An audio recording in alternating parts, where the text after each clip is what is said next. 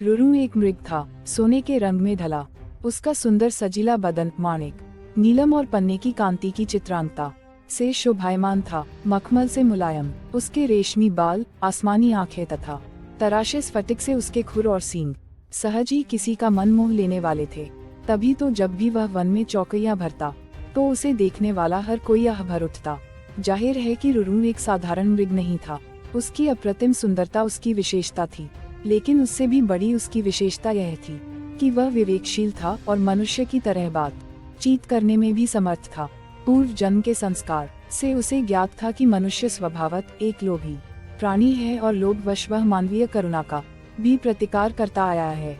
फिर भी सभी प्राणियों के लिए उसकी करुणा प्रबल थी और मनुष्य उसके करुणा भाव के लिए कोई अपवाद नहीं था। यही करुणा रुरु की सबसे बड़ी विशिष्टता थी।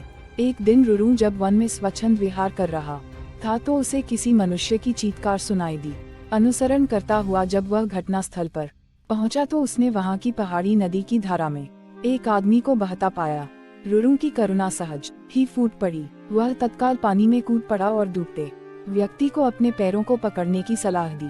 डूबता व्यक्ति अपनी घबराहट में रुरु के पैरों को न पकड़ उसके ऊपर की सवार हो गया। नाजुक रुरु उसे झटक कर अलग कर सकता था, मगर उसने ऐसा नहीं किया। अपितु अनेक कठिनाइयों के बाद भी उस व्यक्ति को अपनी पीठ पर लाद बड़े संयम और मनोबल के साथ किनारे पर ला खड़ा किया। सुरक्षित आदमी ने जब रुरु को धन्यवाद देना चाहा तो रुरु ने उससे कहा, अगर तू सच में मुझे धन्यवाद देना चाहता है तो यह बात किसी को ही नहीं बताना कि तूने एक ऐसे मृग द्वारा पुनर्जीवन पाया है जो एक विशिष्ट स्वर्ण मृग है, क्योंकि तुम्हारी दुनिया के लोग जब मेरे अस्तित्व को जानेंगे तो वे निस्संदेह मेरा शिकार करना चाहेंगे। इस प्रकार उस मनुष्य को विदा कर रुरु पुनः अपने निवास स्थान को चला गया। कालांतर में उस राज्य की रानी को एक स्वप्न आया। उसने स्वप्न में रुरु साक्षात दर्शन कर लिए। रुरु की सुंदरता पर मुग्ध और हर सुंदर वस्तु को प्राप्त करने की तीव्र अभिलाषा से रुरु को अपने पास रखने की उसकी लालसा प्रबल हुई। तत्काल उसने राजा से रुरु को ढूंढकर लाने का आग्रह किया। सत्ता में मद में चूर राजा उसकी याचना को ठुकरा नहीं सका। उसने नगर में ढिंढोरा पिटवा दिया कि जो कोई भी रानी द्वारा कल्पित मृग को ढूंढने में सहायक होगा उसे वह एक गांव तथा 10 सुंदर युवतियां पुरस्कार में देगा।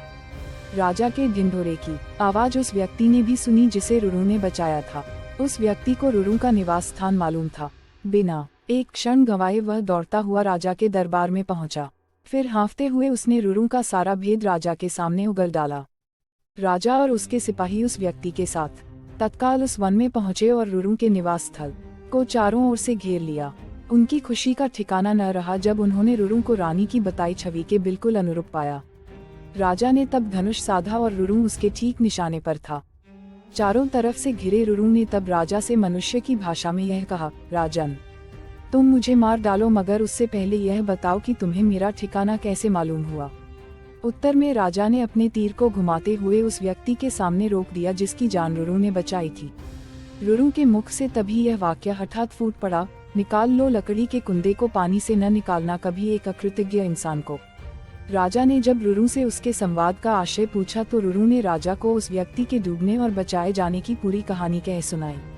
रुरु की करुणा ने राजा की करुणा को भी जगा दिया था। उस व्यक्ति की कृतज्ञता पर उसे रोष भी आया। राजा ने उसी तीर से जब उस व्यक्ति का संहार करना चाहा तो करुणावतार मृग ने उस व्यक्ति का वध न करने की प्रार्थना की। रुरु की विशिष्टताओं से प्रभावित राजा ने उसे अपने साथ अपने राज्य में आने का निमंत्रण दिया। रुरु ने राजा के अनुग्रह का नहीं ठुकराया